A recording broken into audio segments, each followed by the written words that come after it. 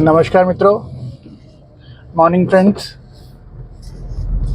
आज बस एक छोटा सा इशू मन में जो ध्यान आता है उसके विषय में बात करना चाहता हूँ। ये जो उत्तराखंड में, हिमाचल में इस समय जो भूस्खलन हो रहा है, बर्बादी हो रही है, इसके पीछे कारण क्या है? इसके पीछे मूल कारण यही है कि अगर आप प्रकृति से खिलवाड़ करोगे तो प्रकृति आपके साथ खिलवाड़ करेगी ही, क्योंकि प्रकृति अपना संतुलन बनाए रखती है।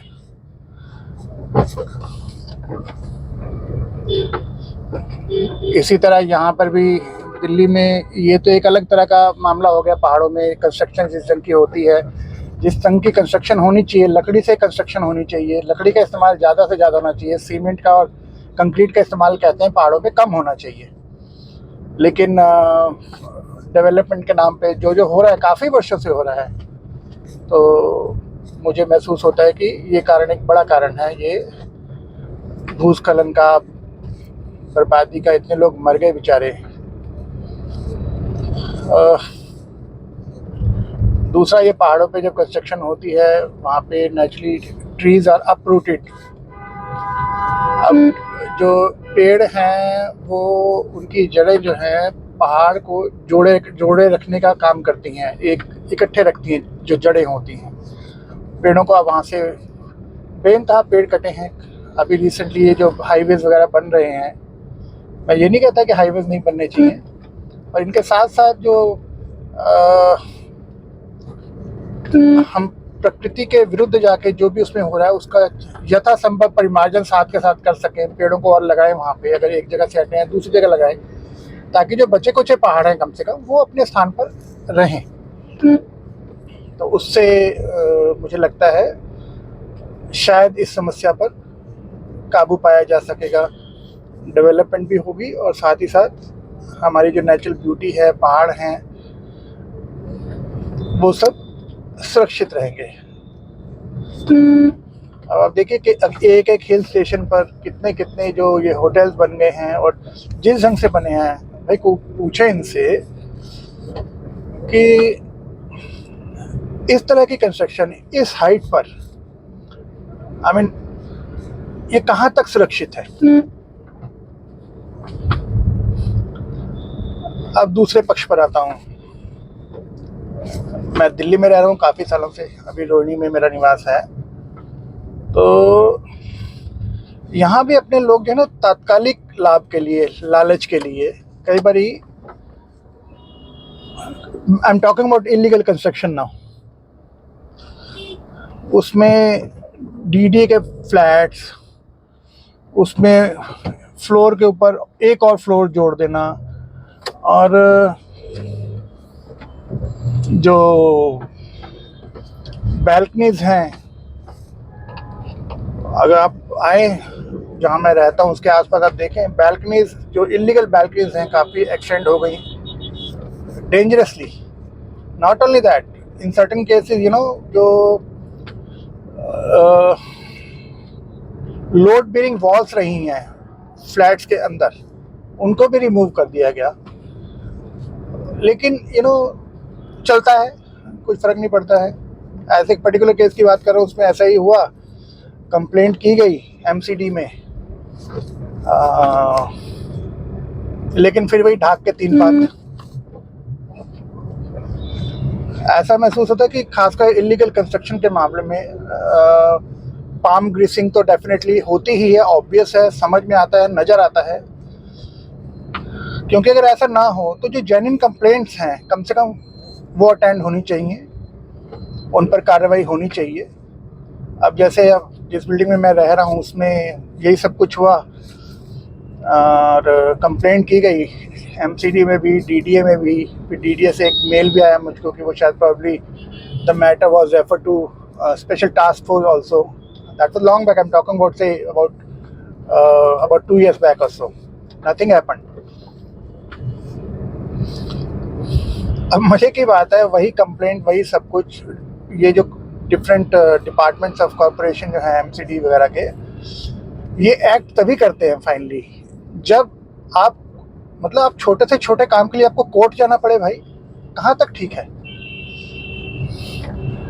शायद इनके एमसीडी में I am not very sure कि कोई सिटीजन चार्टर है कि नहीं है, और अगर है तो वो किस हद तक वो उसको लागू करते हैं। कोई जेन्युइन कंप्लेंट है with in a certain period of time, you should attend it, उसको काम कीजिए, उस पर एक्शन लीजिए। ऐसा कुछ नहीं है यहाँ तो, आप कंप्लेंट कीजिए, वो एक फाइल के अंदर एक और पेपर लग जाएगा, उससे ज़्यादा कुछ नहीं। मैंने भी करी थी कंप्लेंट, कुछ हुआ नहीं अभी तक।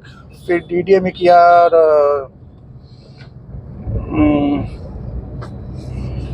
एमसीडी में तो किया ही। खैर फिर मैंने ये भी कहा कि भाई पड़ोस का मामला है, कोई बात नहीं, किसी भी तरह का नुकसान किसी को भी हो मुझे वो मंजूर नहीं है। तो चलो भाई कम से कम एक काम कर सकते हो कि ये जो बिल्डिंग है जिसमें ये सब इलीगल कंस्ट्रक्शन हुई है, इसमें आप स्ट्रक्चरल स्ट्रेंथ का ऑडिट करवा दीजिए। मुझे लगता है इसका कोई ऐसा कोई प्रोविज़न डेफिनेटली एमसीडी वगैरह में रहता है। उसमें शायद खर्चे वगैरह की बात होती होगी कि एमसीडी खर्चा करे या कौन करे, लेकिन स्ट्रक्चरल स्ट्रेंथ ऑडिट मुझे लगता है हर उस बिल्डिंग का होना चाहिए जिसमें एडिशनल फ्लोर्स बन गए हैं या बैल्कनीज जो हैं डेंजरसली ऐसी बनाई गई हैं जिसकी वजह से कभी भी बिल्डिंग खतरा हो सकता है, उसमें रहने वालों को खतरा हो सकता है, जानो माल का खतरा हो सकता है। तो इवन स्ट्रक्चरल स्ट्रेंथ ऑडिट जैसी चीज़ के लिए भी अभी तक कोई एक्शन नहीं लिया गया है, कुछ नहीं किया गया है। और बीच बीच में मन में ख्याल आता है कि जो यार इसके लिए भी कोर्ट ही जाएं क्या, क्योंकि मैंने देखा है जो लोग अपने इश्यूज को लेकर कोर्ट में गए हैं उसमें समय लग गया होगा लेकिन एक्शन हुआ है।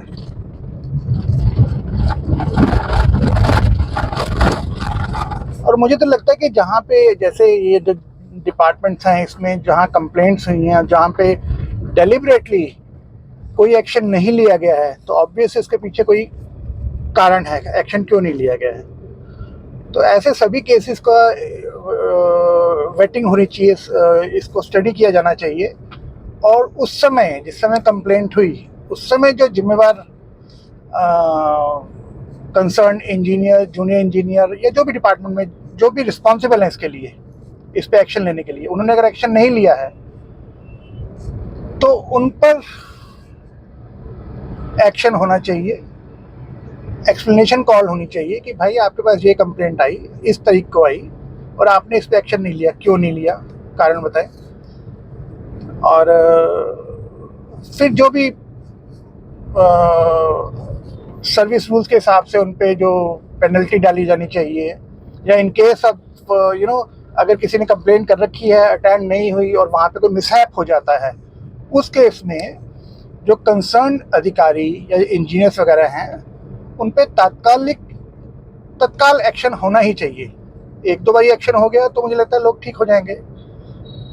हर चीज़ को, हर समस्या को बड़ा कैजुअली लेना कि पब्लिक है, मूर्ख है, चलता है, देख लेंगे, कर लेंगे, डरा देंगे, धमका देंगे,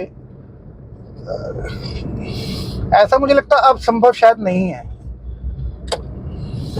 सबको चेत जाना चाहिए, जो जेन्युइन कंप्लेंट्स हैं उस पर ध्यान देना चाहिए, उस पर क्या एक्शन लेना है, अगर अभी तक नहीं लिया गया तो लेना चाहिए।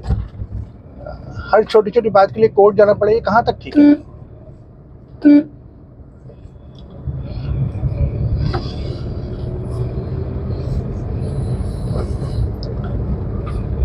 चलो फिलहाल यही विषय था, बात कहाँ से शुरू हुई कहाँ ख़त्म हुई, पहाड़ों का विषय था, बर्बादी का विषय था। अभी थोड़ा मैं क्लिपिंग्स देख रहा था टीवी में तो ये सब ख्याल मन में आ रहे थे, तो मैंने कहा चलो आपसे शेयर करता हूँ।